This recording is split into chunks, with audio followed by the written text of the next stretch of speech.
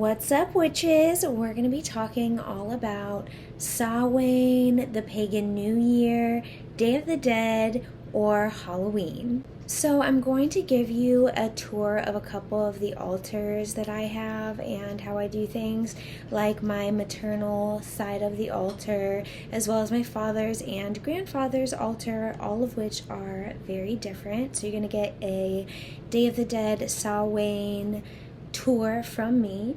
A lot of these Halloween traditions, like bobbing for apples, jack-o'-lanterns, all came from pagan holidays celebrating ancestors and those who have passed, and that was all before the conversion of Christianity in Europe as well as other places. If you want to learn more about that, you can check out my video, Witchcraft, Misconceptions, Origins, and History.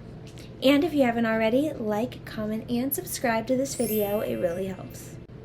But you may or may not know this, this time of the year, the veil between the living and the dead is very thin, so contact is a lot more possible. You could have loved ones visiting you in dreams or loved ones visiting you in real life if you're more susceptible to that, as well as, different spiritual activity ramping up. So different haunted places just being more active around this time, and it'll subside as we move away from the pagan New Year or Halloween. So first I have my maternal family's altar right here, and it has to do a lot with like protection and the ending of generational trauma.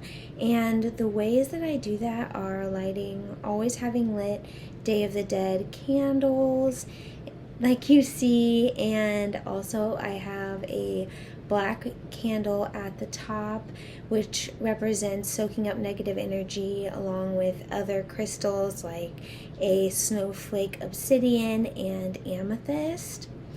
I also place some brooms there for protection, and I also have this really cool amethyst tree that to me represents the family tree, and amethyst is a very healing and protective crystal. And of course, the altar is not complete without a few pictures of your ancestors, or if you don't have that, anything with their likeness. And for my offering for my maternal side of the family's altar, I have a little money bowl, and I'll continue to put money into it until Samhain ends and I change my altar for the next pagan holiday. And right here is my dad's altar, and you can probably sense a different vibe. My dad and I were very close, and he still is and always will be one of my favorite people ever.